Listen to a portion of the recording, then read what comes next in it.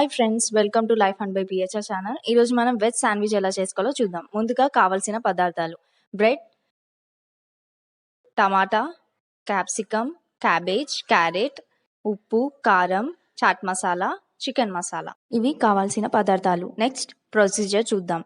First bread స్లైసెస్కి నెయ్యిని రుద్ది పెట్టుకోవాలి. అప్లై చేశాక సైడ్కి పెట్టుకొని ఒక బౌల్ తీసుకొని స్టఫ్ ప్రిపేర్ చేసుకోవాలి. బౌల్లోకి క్యారెట్, క్యాబేజ్,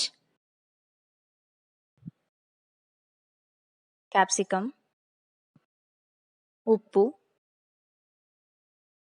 కారం,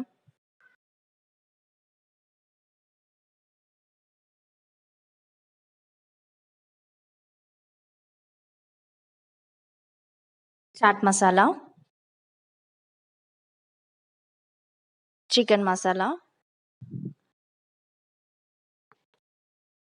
వేసి ఇవన్నీ బాగా కలిసేలాగా మిక్స్ చేసుకోవాలి. ఈ స్టఫ్ని మనం ముందుగా నెయ్యి అప్లై చేసి పెట్టుకున్న బ్రెడ్స్ మధ్యలో పెట్టుకోవాలి.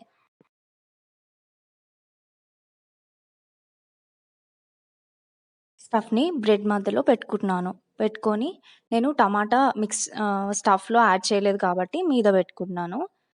స్టఫ్ పైన టమాటా పెట్టేసి బ్రెడ్ క్లోజ్ చేసేస్తున్నాను. ఇంకొక బ్రెడ్తో క్లోజ్ చేసి ఈ బ్రెడ్స్ని మనం టోస్టర్లో పెట్టుకోవాలి. బ్రెడ్ టోస్టర్లో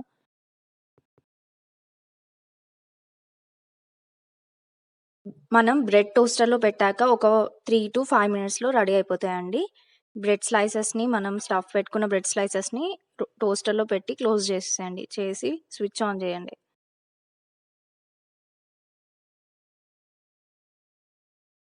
చూసారు కదా, ఇప్పుడు రెడ్ లైట్ ఉంది. ఒక 3 to 5 మినిట్స్లో మనకి గ్రీన్ లైట్ వస్తుంది. అప్పుడు ఓపెన్ చేయాలన్నమాట. వచ్చేసింది, ఓపెన్ చేస్తున్నాను. మన శాండ్విచ్ రెడీ అయిపోయింది. ఇప్పుడు సర్వింగ్ ప్లేట్లోకి తీసుకొని టేస్ట్ చేయడమే. చాలా బాగుంటుందండి. మా ఇంట్లో చిన్న వాళ్ళ నుంచి పెద్దవాళ్ళ వరకు అందరూ ఇష్టపడతారు. చేయడం ఈజీ అండ్ చాలా బాగుంటుంది టేస్ట్. మీరు ట్రై చేయండి, మీకు నచ్చుతుంది. ఈ వీడియో నచ్చినట్లయితే లైక్ చేయండి, షేర్ చేయండి, సబ్స్క్రైబ్ చేసుకోండి. And for notifications please click on bell icon. And thank you for watching.